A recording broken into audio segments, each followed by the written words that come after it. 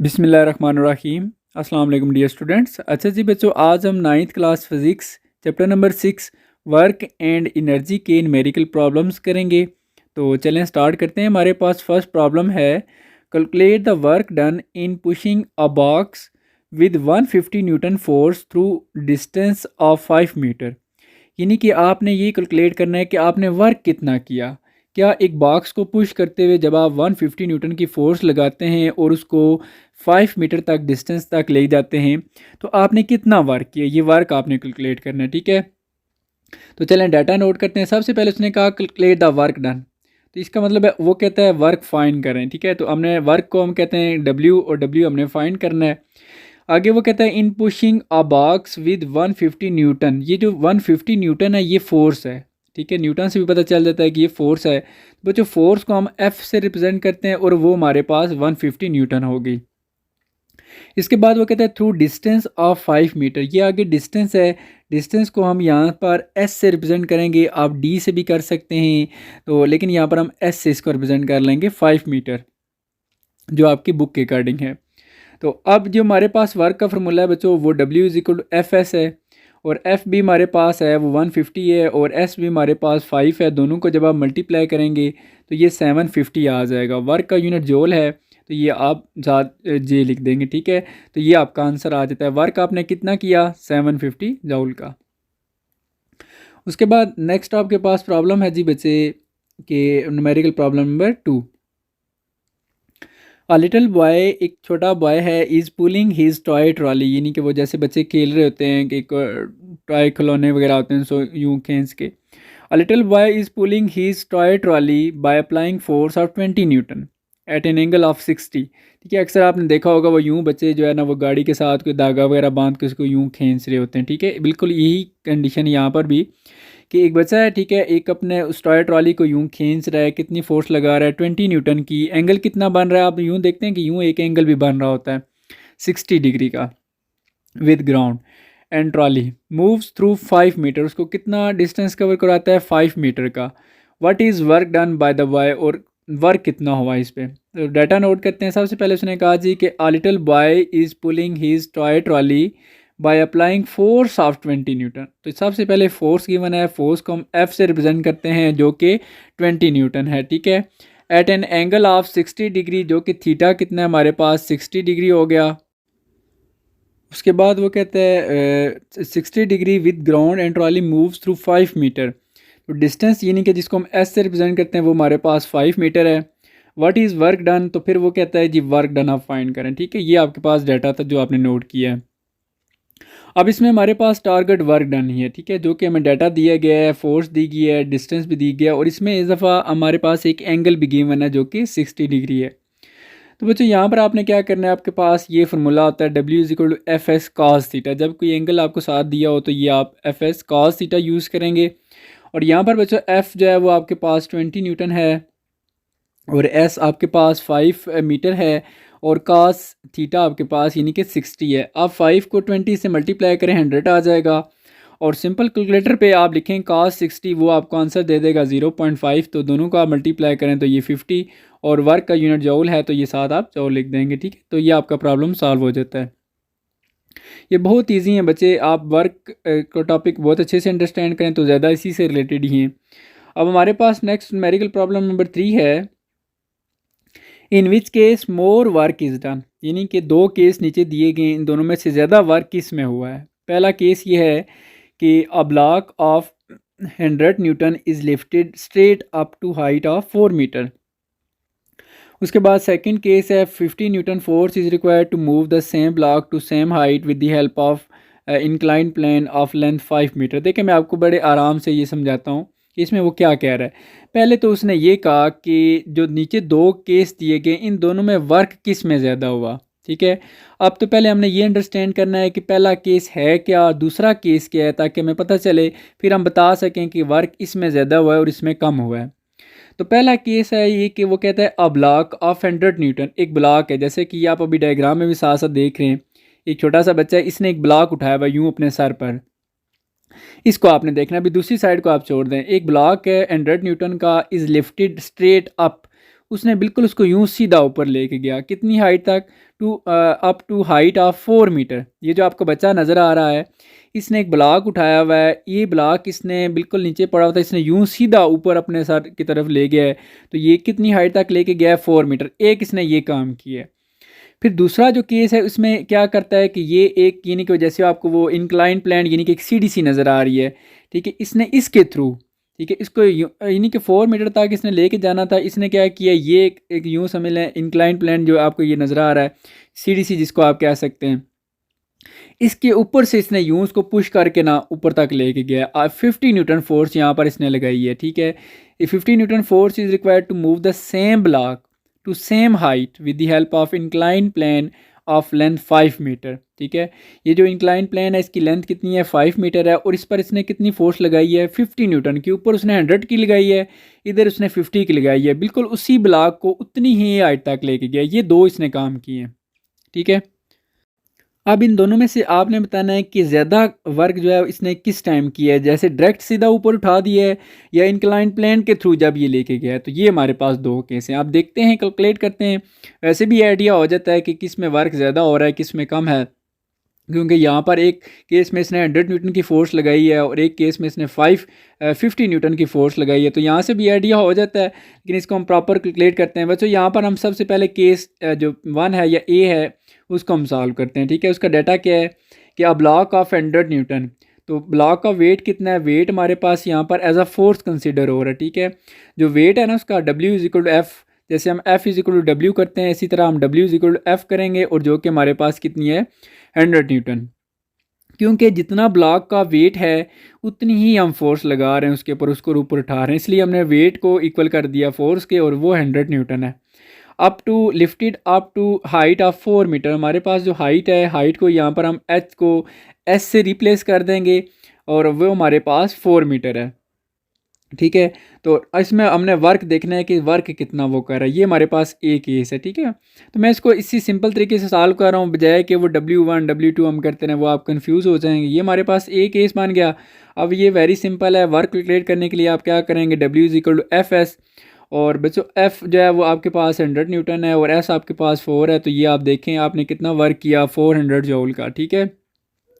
ये आपका केस ए था, और आपने केस ए में जो वर्क किया यानी कि उस ब्लॉक को यूं सीधा ऊपर उठाया, तो आपने 400 जूल का वर्क किया। अब केस जो है बी हमारे पास है, उसमें देखते हैं कि हमने कितना वर्क किया है। उसमें हमारे पास उसने क्या था, 50 न्यूटन फोर्स इज़ रिक्वायर्ड, यानी कि यहाँ पर इसने डायरेक्ट कह दिया है 50 न्यूटन फोर्स, जो है फोर्स को हम एफ से रिप्रेजेंट करते हैं, जो कि हमारे पास 50 न्यूटन है।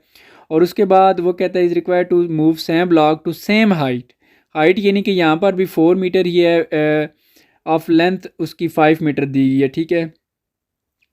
देखें यहाँ पर हम क्या करते हैं, यहाँ पर जो एस है हमारे पास वो 5 मीटर का होगा, क्योंकि जिस इंक्लाइन प्लेन के थ्रू हाइट बेशक वो 4 ही है यानी कि, लेकिन हमने उस ब्लॉक को कितना डिस्टेंस कवर करवाना है, ये हमने हमने एक्चुअली डिस्टेंस नोट करना है। ये हमारे पास 5 मीटर है, ठीक है।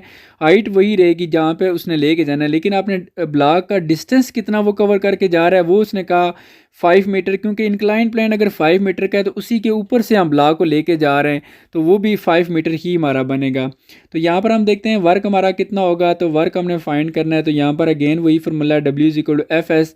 एफ हमारे पास यहाँ पर 50 है और 5 एस हमारे पास 5 है, दोनों को मल्टीप्लाई करेंगे तो ये 250 आ जाएगा।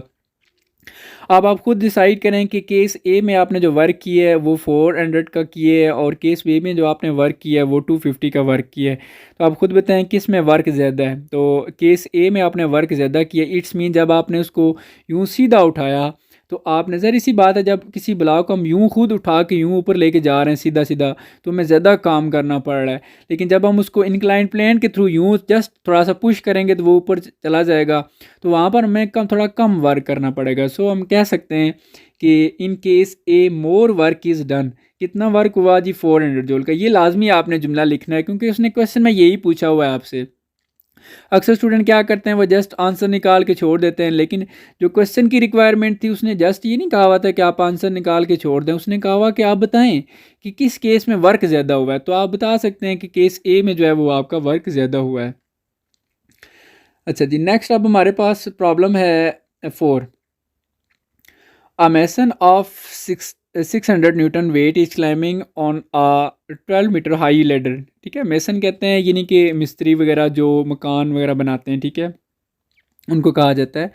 अच्छा, 600 newton weight is climbing on a 12 metre high ladder, यानी कि वो 600 न्यूटन वेट जो है वो उठा के ऊपर लेके जाता है एक लेडर के थ्रू, 12 मीटर हाई जो है वो है।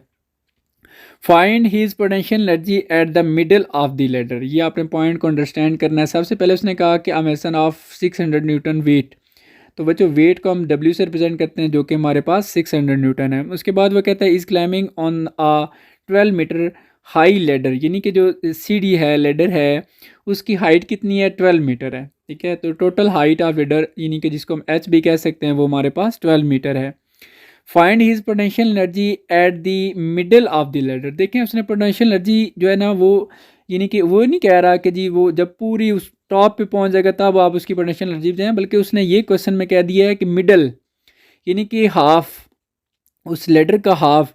तो बच्चों हमें हाइट भी फिर जो है वो लेडर की हाफ तक ही रखनी है, हमें फिर 12 से क्या लेना देना, जब उसने कह दिया है कि पोटेंशियल एनर्जी आप मिडल तक फाइंड करें, तो बच्चों फिर आपने लेडर की हाइट जो है उसको हाफ करना है, तो फिर हाइट ऑफ मिडल लेडर जो बनेगी, इसी 12 को आपने 2 से डिवाइड करना है जो कि 6 आ जाएगा।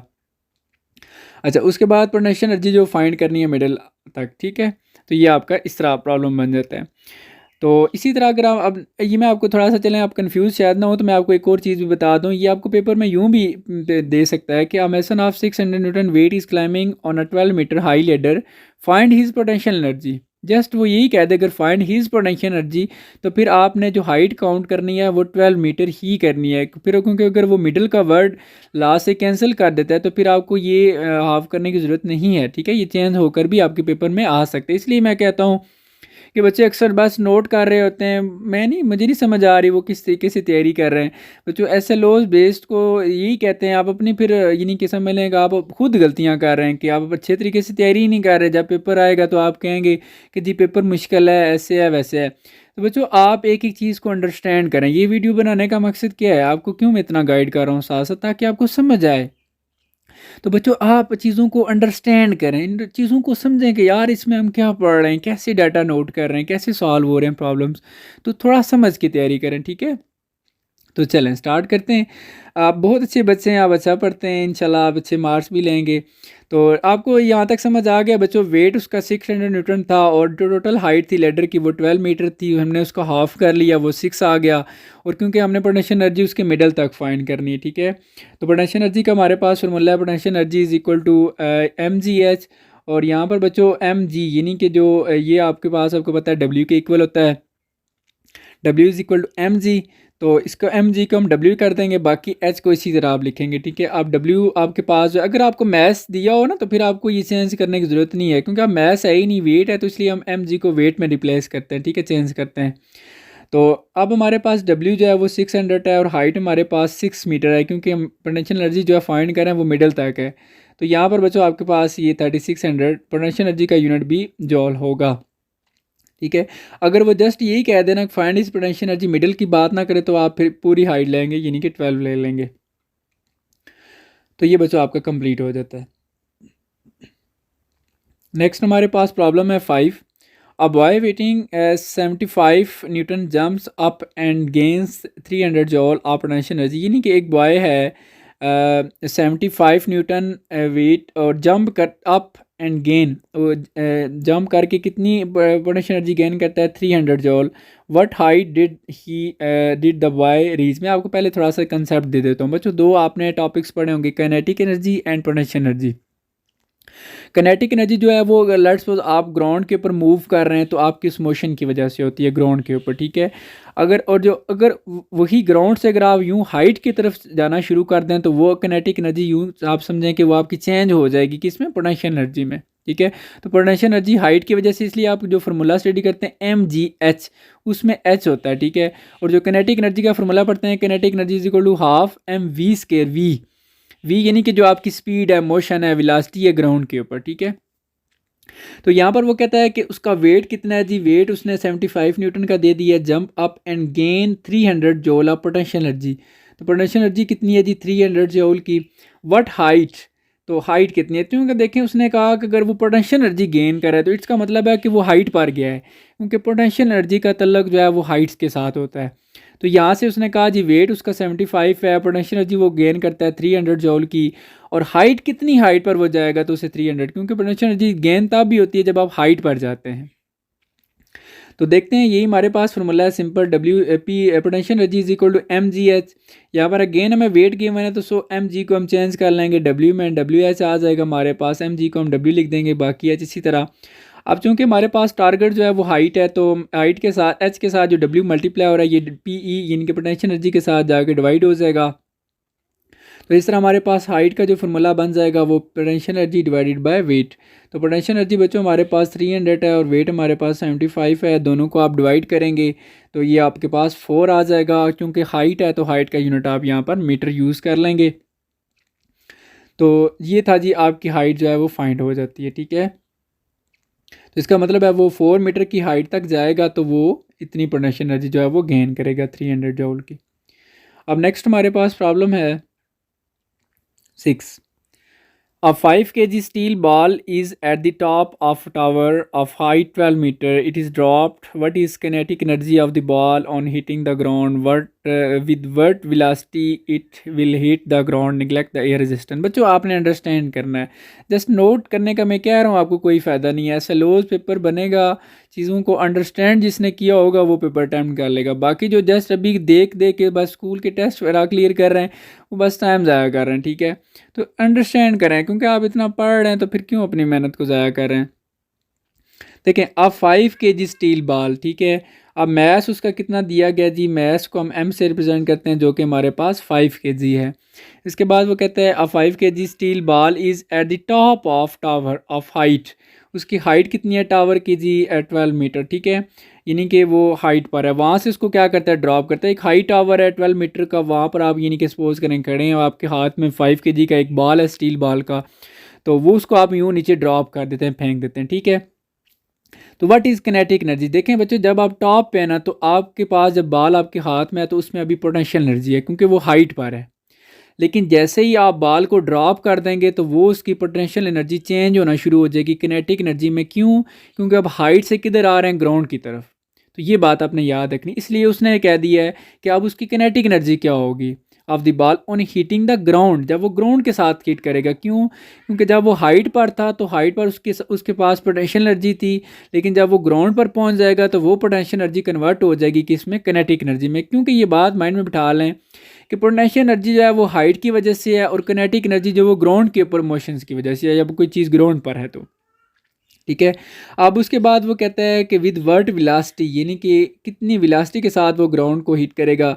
यहाँ पर आपने एयर रेजिस्टेंस को निगलेक्ट कर देना, यानी कि आपने ये कंसिडर नहीं करना कि बीच में एयर है भी कि नहीं, क्योंकि एयर हो तो फिर बहुत से फैक्टर्स इनकी चीज़ें विलासिटी वगैरह चेंज हो सकती है। तो बच्चों हमारे पास दो टारगेट हैं, किनेटिक एनर्जी है और एक विलासिटी हमने फाइंड करनी है, स्पीड। तो देखें सबसे पहले किनेटिक एनर्जी। तो बच्चों यहाँ पर आपको एक चीज़ मैं क्लियर कर दूँ कि after dropping from that height, जब हम उसको उस हाइट से ड्रॉप कर देंगे, all the potential energy of steel ball will convert to kinetic energy. ये मैं आपको जो अभी बार बार बता रहा था कि सारी की सारी पोटेंशियल एनर्जी किस में कन्वर्ट हो जाएगी, किनेटिक एनर्जी में, ठीक है। इसका मतलब ये हुआ कि जो आप किनेटिक एनर्जी जो गेन कर रहे हैं, जो आपके पास किनेटिक एनर्जी आ रही है वो कितनी आ रही है, जितना पोटेंशियल एनर्जी थी। अब देखें पहले पोटेंशियल एनर्जी थी ना, वो बॉल जब आपके हाथ में पोटेंशियल एनर्जी है तो वो जब ग्राउंड पे आता है तो वो किनेटिक एनर्जी में चेंज हो जाती है। तो जितना पोटेंशियल एनर्जी का लॉस हो रहा है उतनी ही किनेटिक एनर्जी आ रही है, दोनों का तबादला हो रहा है ना आपस में। इसलिए हम कहते हैं किनेटिक एनर्जी गेन, यानी कि जितनी आपने किनेटिक एनर्जी गेन की, कितनी गेन की, जितना आपका पोटेंशियल एनर्जी का लॉस हुआ, क्योंकि दोनों तो इक्वल थे, वही जस्ट चेंज हो रही है उसमें। सो इसको आप कह सकते हैं gain in kinetic energy is equal to loss in potential energy, ठीक है। तो अब किनेटिक एनर्जी गेन यही तो हमने फाइंड करनी है। पोटेंशियल एनर्जी लॉस कितना है, पोटेंशियल एनर्जी का फॉर्मूला हमारे पास mgh है। यहाँ पर बच्चों आपको मैथ्स दिया गया, ठीक है। आप देखें वो 5 kg है, इसको लिहाजा आपको चेंज करने की ज़रूरत नहीं है वेट में। मैथ्स आपके पास 5 kg है और जी की वैल्यू बच्चों आपके पास 9.8 है और हाइट आपको 12 मीटर दी गई थी। आप तीनों को मल्टीप्लाई करेंगे तो ये 585 आप साथ ये किनेटिक एनर्जी है तो जॉल आप इसका यूनिट लिख देंगे, ठीक है। तो ये हमारे पास फर्स्ट टारगेट आ गया। इसका मतलब ये हुआ कि उसके पास जो पोटेंशियल एनर्जी थी वो भी 588 थी, ठीक है, वही जस्ट चेंज होगी किनेटिक एनर्जी में। अब नेक्स्ट टारगेट हमारे पास उसकी वेलोसिटी क्या, वो कितनी वेलोसिटी से हीट करता है।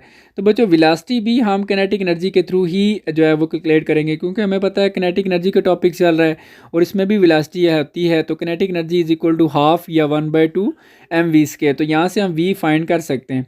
देखिए हमें वी की वैल्यू चाहिए, तो इसके साथ जो एक्स्ट्रा चीज़ें आप दूसरी साइड पर लेके जाएँ, 2 नीचे डिवाइड हो रहा है तो काइनेटिक एनर्जी के साथ जाके मल्टीप्लाई हो जाएगा। तो यूँ आ जाएगा 2 kinetic energy is equal to mv²। हमें जस्ट वी चाहिए, तो मैथ्स को भी आप इसके साथ जो कि मल्टीप्लाई हो रहा है ये दूसरी साइड पे जाके डिवाइड हो जाएगा, तो ये यूँ आ जाएगा। अब हमें जस्ट वी चाहिए, इसके ऊपर स्केयर भी नहीं चाहिए। तो स्केयर को ख़त्म करने के लिए हम स्केयर रूट ले लेते हैं, taking square root on both side. तो ये हमने स्केयर रूट ले लिया।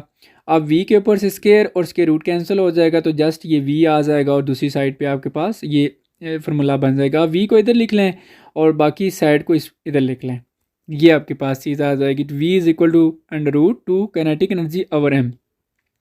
अब जो आपके पास 2 और काइनेटिक एनर्जी आपने अभी फाइंड की थी 588 और मैथ्स आपको उसका बाल का 5 kg था।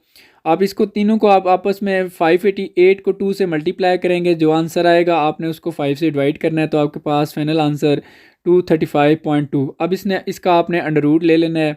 तो जब आप इसके रूट ले लेंगे तो ये आपके पास 15.3 मीटर पर सेकंड आ जाएगा। ठीक है, तो ये आप उसकी जो वेलोसिटी देख सकते हैं जिससे वो हिट करेगा ग्राउंड के साथ। अब नेक्स्ट हमारे पास प्रॉब्लम नंबर 7 है।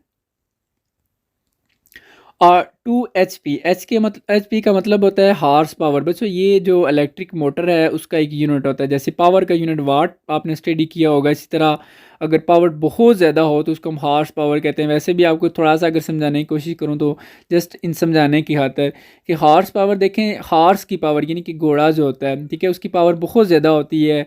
इसलिए फिर जब ज़्यादा के लिए हम यूज़ करें तो यहाँ पर भी हम इसका साइंटिस्ट ने फिर इसको HP कंसिडर किया है, हॉर्स पावर। ठीक है, अब 2 हॉर्स पावर देखते हैं ये कितनी होती है, बहुत ज़्यादा होती है। इलेक्ट्रिक मोटर, एक मोटर है उसकी पावर कितनी है, 2 horse power gives energy to a pulley system. वो एक एनर्जी दे रही है टू पुली सिस्टम को। That lifts a load of 10 kg to height of 10 metre in 1.5 second. देखें एक इलेक्ट्रिक मोटर है 2 हॉर्स पावर की, वो इतनी एनर्जी देती है एक सिस्टम को, पुली सिस्टम को, कि वो पुली क्या करती है, एक लोड को लिफ्ट करती है, उठाती है। 10 kg का वो लोड है, कितनी हाइट तक उसको लेके जाती है, 10 मीटर, और कितने टाइम है, 1.5। ठीक है, 10 kg का लोड है, उसको हमने कितनी हाइट तक लेके जाना है, 10 मीटर की हाइट तक लेके जाना है। टाइम कितना है, 1.5 सेकेंड। और इसको लोड को उठाने के लिए जो हमें एनर्जी मिल रही है वो कौन दे रहा है, इलेक्ट्रिक मोटर दे रही है 2 HP की। ठीक है, अब हमने ये देखना है कैलकुलेट इनपुट, यानी कि हमने इनपुट कितनी दी, यानी कि work done bye motor. Input कौन दे रहा है, इनपुट सारा काम यानी कि मोटर कर रही है, मोटर के थ्रू इनपुट मिल रही है, फिर आगे जो है वो पुली वर्क करती है और आउटपुट देती है हमें। ठीक है, तो work done bye motor, input आपको देखें उसने हेल्प कर दिया आपकी कि input work done bye motor, जो मोटर काम करती है ऑन पुली सिस्टम, ये इनपुट है। ठीक है, या मोटर इनपुट कर देती है, फिर आगे जो है वो पुली जब उस लोड को ऊपर उठा के लेके जाती है, तो वो हमें जब ऊपर पहुंच जाता है वो लोड, तो हम कहते हैं ये जी हमें हमारा आउटपुट हमें मिल गया है, यानी कि हमारा लोड जो है वो ऊपर पहुंच गया है, तो वो आउटपुट हो जाएगी। और इसके बाद efficiency of police system. Efficiency mean कितना अच्छे से इसने काम किया, ये जो पुलिस सिस्टम है। तो अब एफिशिएंसी हम देखते हैं कि हम कैसे कैलकुलेट करते हैं। एफिशिएंसी मीन कि उसका यूँ आप सिंपल सादा अल्फाज में समझ लें कि उसके काम करने की सलाहियत कितनी है, क्या उसने कितना अच्छा काम किया, उसकी एफिशिएंसी क्या है। ठीक है, जैसे हम कहते रहते हैं एफिशिएंसियाँ ना मारो जी बच्चे। ठीक है, तो इसी तरह ये भी है, जस्ट समझाने के लिए बता रहा हूँ। तो चलें स्टार्ट करते हैं। हमारे पास डाटा में नोट करते हैं जी। सबसे पहले उसने कहा था 2 HP इलेक्ट्रिक मोटर पावर उसने कितनी दी हुई है, 2 HP। अब बच्चों यहाँ पर जो 1 हॉर्स पावर इक्वल होता है 746 वाट के, तो यहाँ पर हमने 2 को इसी तरह लिख दिया, और HP जो है इसको हमने इसकी जगह लिख दिया 746 वाट, तो ये बन जाता है 1492 वाट। 1492 वाट आपकी पावर वाट्स में आ जाती है। ठीक है, ये आप देख लें कितनी ज़्यादा पावर है। उसके बाद उसने कहा electric motor gives energy to a pulley system that lifts a load of 10 kg। ठीक है, यहाँ पर देखें मैथ जो है वो 10 kg का दिया गया है। उसके बाद to height of 10 metre, height आपको 10 मीटर की दी गई है इन 1.5 सेकेंड, टाइम जो है वो आपको 1.5 सेकेंड का दिया गया। उसके बाद आपने क्या करना है, इनपुट यानी कि वर्क, ये भी आपका वर्क है, जो मोटर वर्क कर रही है ना पुली के ऊपर। ठीक है, तो ये आपकी इनपुट है, आपने फाइंड करनी है। उसके बाद आउटपुट, आउटपुट भी ये वो भी एक वर्क होगा। आउटपुट जो है हमारे पास पोटेंशियल एनर्जी के इक्वल होगा। क्यों? देखें, जब वो पुली उस लोड को ऊपर उठा के ले जाती है हाइट की तरफ, तो आप मुझे बताएं, जब हाइट की तरफ लेके जाएगी तो उसकी सारी किनेटिक एनर्जी किस फॉर्म में चेंज हो रही है? पोटेंशियल एनर्जी में। इट्स मीन हमने पोटेंशियल एनर्जी ही फाइंड करनी है। जो हमारी आउटपुट है वो आउटपुट हमें क्या मिल रही है कि हमारे अंदर पोटेंशियल एनर्जी आ रही है। तो वो पोटेंशियल एनर्जी हमने फाइंड करनी है, कितनी है पोटेंशियल एनर्जी हमारे अंदर आई है, कितना आउटपुट मिला है। ठीक है, तो ये आपने, इसलिए मैंने इसको वर्क आउटपुट जो है वो हमारा पोटेंशियल एनर्जी के इक्वल होगा। और लास्ट पे एफिशिएंसी के आगे ये एक सिंबल्स आपको नजर आ रहा है, इसको ईटा बोलते हैं। ठीक है, ईटा। ये तीन चीज़ें हमारा टारगेट है। सबसे पहले हम इनपुट के ऊपर आते हैं। तो बच्चों यहाँ पर देखें, इनपुट यानी कि वो एक वर्क है कि हमने कितना वर्क किया, उस मोटर ने कितना वर्क किया। तो वर्क तो उसका हमने देखने के लिए हमने यहाँ पर पावर के थ्रू देखना है। तो पावर का फार्मूला हमारे पास है P=W/T। तो यूँ कि हमने वर्क देखना है, यानी कि तो फिर T इसके साथ P के जाके मल्टीप्लाई हो जाएगा। तो इस तरह हमारे पास W=PT आ जाएगा। और P जो है वो हमारे पास पावर जो है वो 1492 है, और टाइम जो है वो हमारे पास 1.5 है। आप दोनों को आप मल्टीप्लाई करेंगे तो ये आपके पास 2238 जॉल आ जाएगा। ठीक है, लेकिन बच्चों यहाँ पर आपकी जो बुक में ना उसने आंसर किलो जॉल में दिया हुआ है। ठीक है, तो वैसे ज़रूरत नहीं है, कोई मसला नहीं है। अगर आप पेपर में भी यहाँ तक सॉल्व कर देते हैं तो आपके मार्क्स कैंसिल नहीं होंगे, अगर जब तक वो स्टेटमेंट में कहते नहीं है कि आप जो है वो वर्क जो है किलो जॉल में या इसमें अगर वो मेंशन नहीं कर रहे, अगर आप यहाँ तक सॉल्व कर देते हैं तो ठीक है, आपका प्रॉब्लम ठीक होगा। लेकिन चले हम सॉल्व करते हैं। हमने इसको साइंटिफिक नोटेशन में पहले लिख दिया कि 8 के आगे जो पॉइंट है इसको जब हम मूव करवा के लेके आएंगे 2 के आगे, तो ये बन जाएगा 2.238। अब कितने डिजिट मूव करके आए जी? 3 डिजिट। कहाँ से? राइट साइड से। तो बच्चों जब राइट साइड से मूव करके आए तो पॉजिटिव पावर लिखते हैं आप, कितने डिजिट? 3। तो 10⁻3। तो आप जो 10⁻3 है ये इक्वल होती है किलो के, तो इसके लिए हमने लिख दिया 2.238।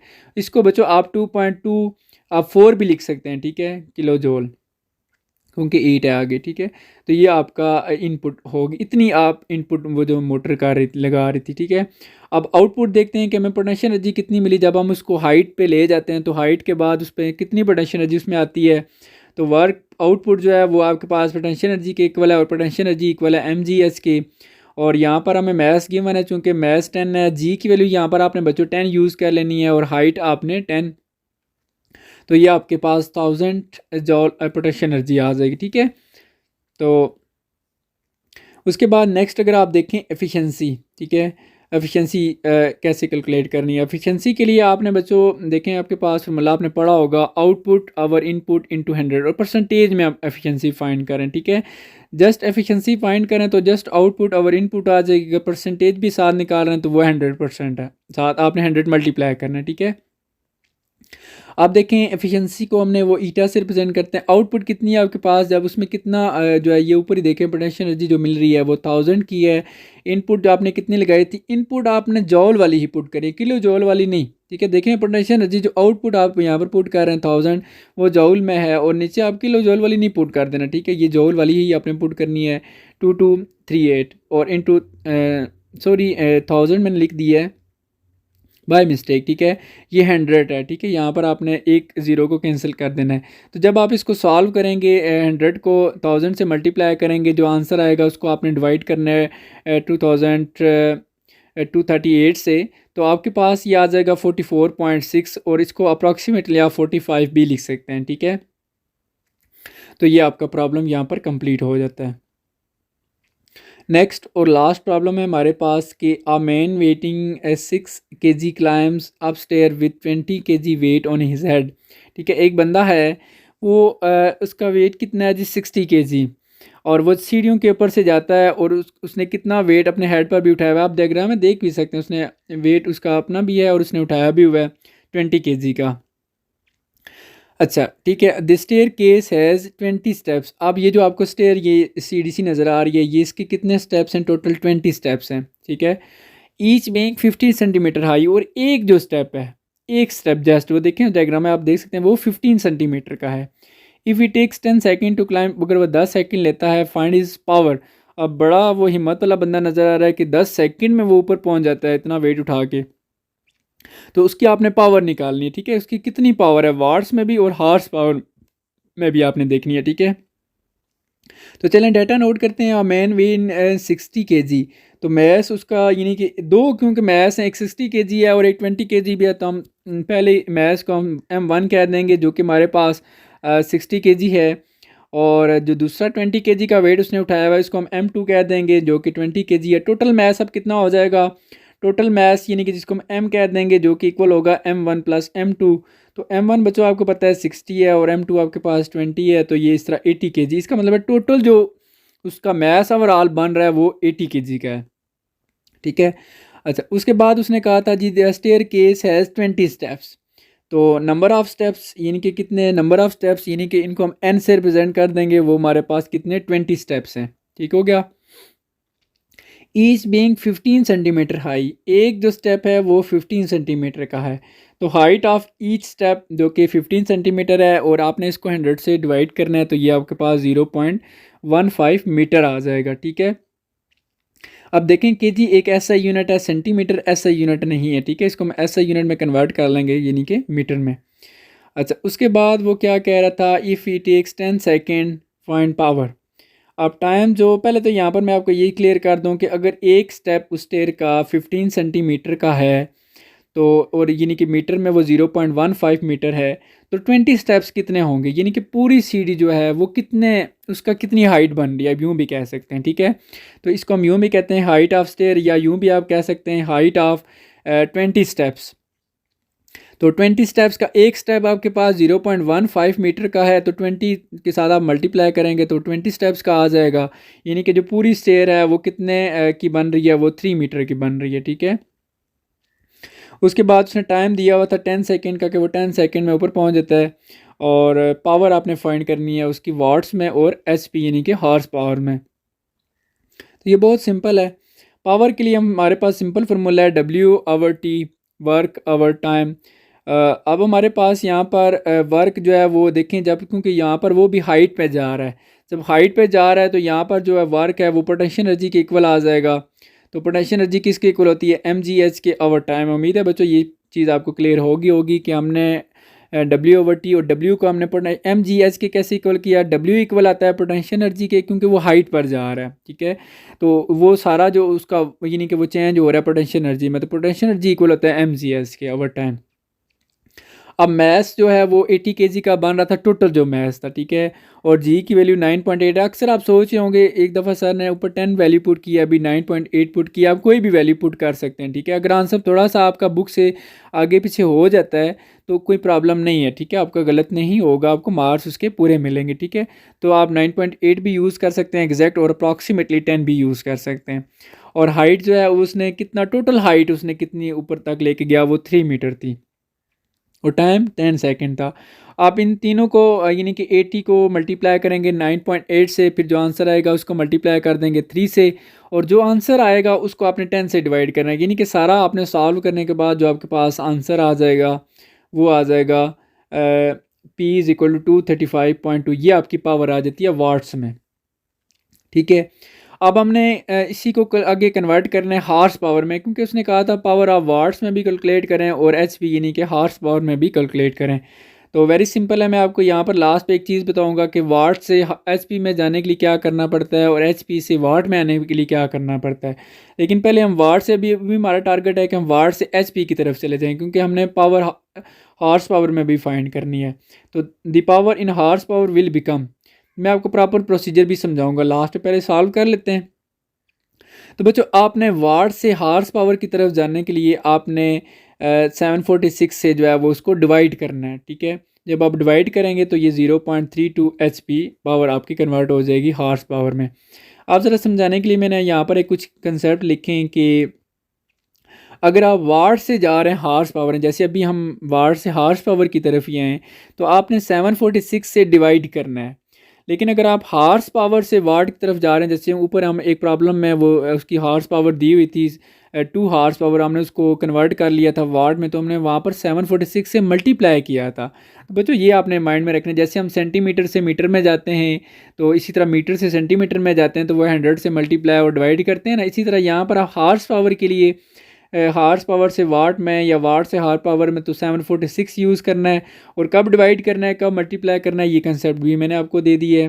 तो यहाँ पर बच्चों आपका लेक्चर एंड ख़त्म हो जाता है। और जो स्टूडेंट्स इस चैनल पर नए हैं, इस चैनल को लाजमी सब्सक्राइब करें। और किसी किस्म का स्टूडेंट आपका कोई भी क्वेश्चन हो, कोई भी प्रॉब्लम समझ ना आए, तो मैं उस प्रॉब्लम के ऊपर दोबारा से वीडियो बनाऊंगा और उसको डिटेल से आपको समझाऊंगा। मकसद ये है कि आपको समझाना। बच्चों आप भी समझ समझ के तैयारी करें, अभी टाइम है आप लोगों के पास। मई में आपके पेपर स्टार्ट होंगे, तो अगर वैसे जस्ट मतलब कि फॉर्मेलिटी कर रहे हैं तो इससे कोई फ़ायदा नहीं होगा। तैयारी कर रहे हैं तो प्रॉपर तैयारी करें, अदरवाइज़ फिर छोड़ दें, ठीक है। तो किसी भी प्रॉब्लम में कोई चीज़ समझ ना आए तो आप मुझे कमेंट्स में बताएं कि सर ये प्रॉब्लम है, इसमें ये चीज़ समझ नहीं आ रही। इंशाल्लाह उस पर दोबारा वीडियो बनाऊँगा और उसको मैं आपको डिटेल से क्लियर भी कर दूँगा। बिल्कुल भी आपको परेशान नहीं होने की ज़रूरत नहीं है। और अपना बहुत सारा ख्याल रखिएगा। अल्लाह हाफिज़।